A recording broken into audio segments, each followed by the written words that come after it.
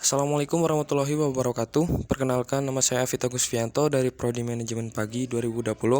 Di sini saya akan sedikit menjelaskan tentang peramalan. Pengertian peramalan atau forecasting adalah seni dan ilmu untuk memperkirakan kejadian di masa depan.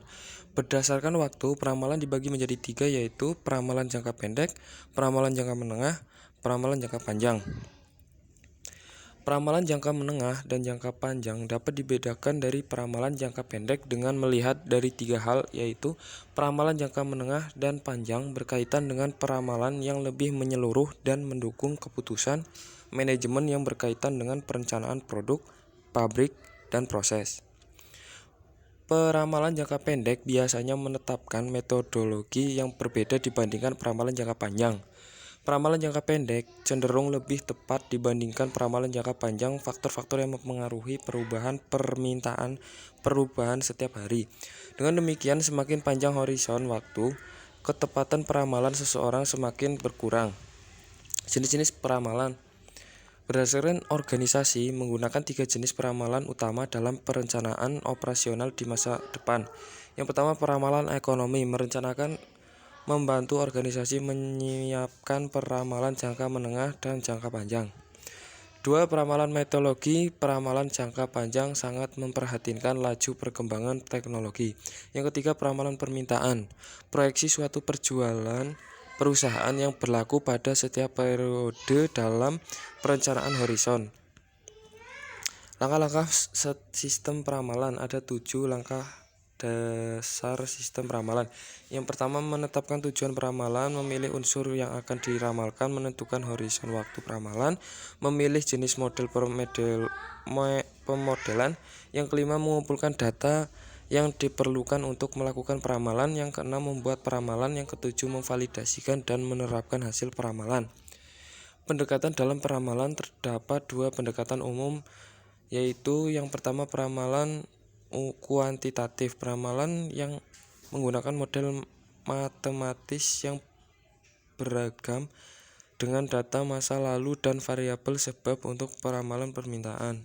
Yang kedua, peramalan kualitatif atau subjektif, peramalan yang menggabungkan faktor seperti intuisi, emosi, pengalaman pribadi, dan sistem nilai pengambilan keputusan untuk meramal.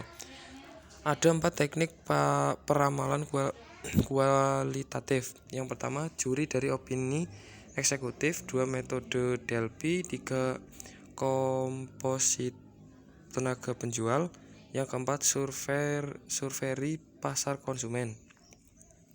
Ada 5 metode peramalan kuantitatif. Yang pertama, model deret waktu, pendekatan naif, rata-rata bergerak, penghalusan eksponensial. Model asosiatif, proyeksi tren, registrasi linear. Model deret waktu, teknik peramalan yang menggunakan sejumlah data masa lalu untuk membuat peramalan. Model asosiasi atau hubungan sebab akibat, seperti regresi linear, menggabungkan banyak variabel antara faktor yang mungkin mempengaruhi kuantitas yang sedang diramalkan. Sebagai contoh, model asosiatif dari penjualan mesin pemotong rumput mungkin memasukkan faktor seperti adanya perumahan baru, anggota iklan, dan harga pesaing. Jenis-jenis rata-rata bergerak atau moving averages model. Jenis model rata-rata bergerak merupakan model rata-rata yang menggunakan data permintaan baru untuk melakukan peramalan di masa yang akan datang. Dapat dirumuskan seperti berikut. Rata-rata bergerak N periode sama dengan permintaan dalam N periode terdahulu. Jenis-jenis pemulusan eksponensial. Sedangkan jenis model pemulusan eksponensial atau exponential smoothing model dapat dirumuskan sebagai berikut.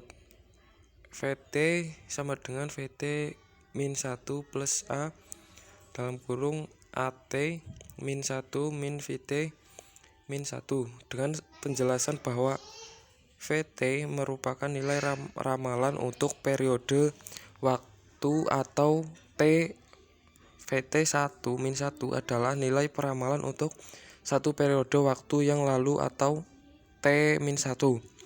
AT-1 adalah nilai aktual satu periode yang lalu. Terakhir, A merupakan konstanta pemulusan atau smoothing konstan. Sekian presentasi dari saya, kurang lebihnya mohon maaf. Wassalamualaikum warahmatullahi wabarakatuh.